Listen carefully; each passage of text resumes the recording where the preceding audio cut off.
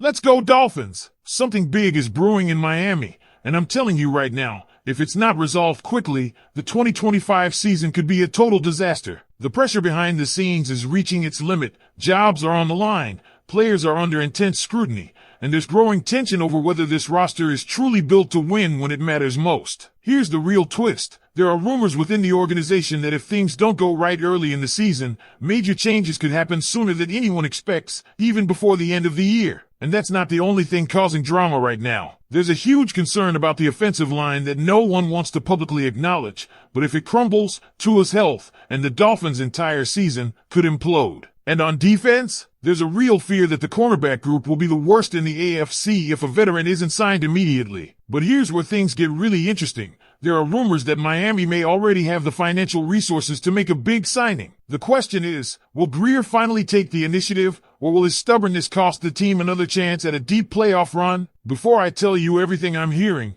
be sure to like this if you're a true Dolphins fan. If you've had teal and orange blood for over 20 years, I want to hear you say, "Go, Dolphins!" My heart bleeds teal and orange, because what I'm about to say could completely change your outlook on this season. Now, let's get into it. One of the biggest concerns for this team right now is the offensive line, which has been nothing short of a disaster. Terron Armstead is still a top 5 left tackle when healthy, but even with him last season, Miami's offensive line ranked near the bottom of the league. That's why second-year offensive tackle Patrick Paul might just be the most important player on offense heading into this season. If he fails at left tackle, this entire offensive line could crumble, and with Tua's history of injuries, that's a nightmare scenario. Austin Jackson being healthy should help on the right side, and upgrades like James Daniels over Robert Jones and Liam Eichenberg should provide some stability at guard. But let's not sugarcoat it. If Patrick Paul struggles, Tua could spend way too much time on the ground, and that would destroy any hopes of a playoff run. On defense, the situation is just as concerning, especially at cornerback. Cam Smith and Storm Duck are expected to play big roles this season, but if either of them plays poorly, Miami could easily have one of the worst cornerback units in the league. And that's terrifying when you consider they'll be facing elite quarterbacks like Joe Burrow, Lamar Jackson, Patrick Mahomes, and Josh Allen. The Dolphins absolutely need to sign a veteran corner, and names like Asante Samuel Jr. and Stephen Gilmore are being talked about. The cap space is tight, sitting somewhere around $2.4 to $2.8 million, but a few moves, like cutting Jake Bailey or even Channing Tindall, could free up enough room to bring in one of them. Asante Samuel Jr. would be the top choice, and there's real optimism that a deal could get done. The front seven, on the other hand, looks very strong. Jordan Brooks, Tyrell Dodson, Chop Robinson, Bradley Chubb, Jalen Phillips, Kenneth Grant, and Zach Sealer form a group that could be one of the most physical and disruptive in the league. If the secondary can just hold up enough to avoid being a liability,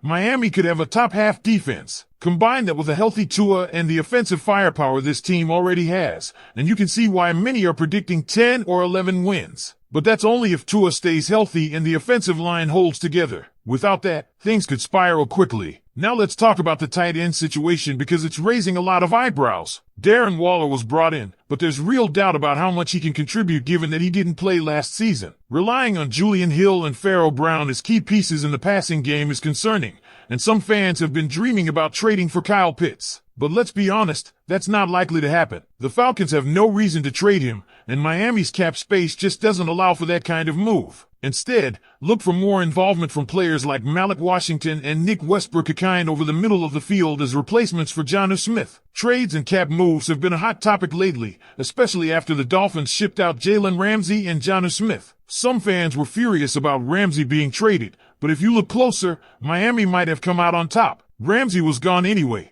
and the team got a 5th-round pick for him while the Steelers are taking on most of his contract. Then there's the Minkah Fitzpatrick move, which looks like a clear win for Miami. Fitzpatrick should thrive in Anthony Weaver's defensive scheme, playing alongside Ifeatu Melifonwu and Ashton Davis. This secondary still has holes, but adding a player like Fitzpatrick is a major boost. The big question now is whether Miami can live up to expectations. Vegas has set the over-under for wins at 8.5, but most analysts are expecting 9 or more wins if the roster stays healthy. The biggest X factor, as always, is Tua. If he stays healthy and the offensive line holds up, the Dolphins have the talent to make a serious playoff push. But if injuries pile up again, especially on the offensive line and at cornerback, this season could be another huge disappointment. And let's not forget about Devin Achane. Some fans are dreaming about him rushing for 1,000 yards and adding 750 receiving yards, but that's just not realistic. With Jalen Wright, Alexander Mattison, and Raheem Mostert all getting touches, a chain isn't likely to hit those numbers. Still, expect over 1,000 all-purpose yards and double-digit touchdowns, which would be huge for this offense. And here's where things get even more interesting. The Dolphins front office is under more pressure than at any point in recent memory,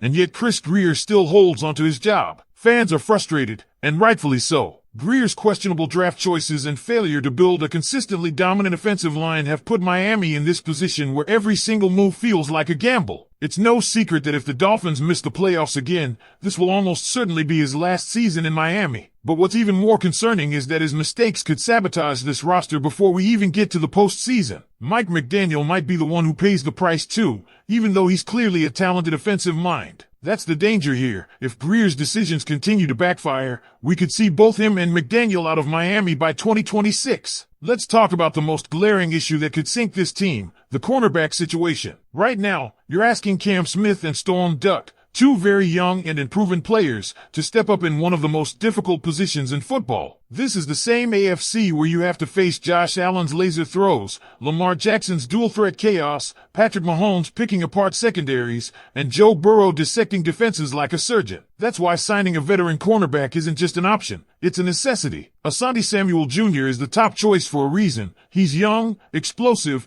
and fits perfectly in Miami's defensive system. Stephen Gilmore is still a solid player, but at his age, he's more of a short-term stopgap than a long-term answer. The real question is whether Grier will find a way to clear the necessary cap space to make a move. Cutting Jake Bailey frees up about $1.9 million, and moving on from someone like Channing Tindall could free up even more. But will Grier pull the trigger, or will we go into week one with a cornerback group that looks bottom 5 in the league? On offense, the biggest gamble continues to be the offensive line. We've talked about Patrick Paul, but let's dig deeper. If Paul plays well, this offense could be unstoppable. Tua, Tyreek Hill, and Jalen Waddle with a functional offensive line is a nightmare for defenses. But if Paul struggles and Terron Armstead misses significant time again, everything falls apart. We've seen it before. Tua under pressure is a completely different quarterback, and that's when turnovers happen. Austin Jackson's health and James Daniels' impact at guard are crucial, but the Dolphins are still 1 or 2 injuries away from total disaster up front. It's mind-blowing that Grier hasn't done more to fix this after years of having the same issue. Now, about the tight end position. Darren Waller might have been a flashy addition,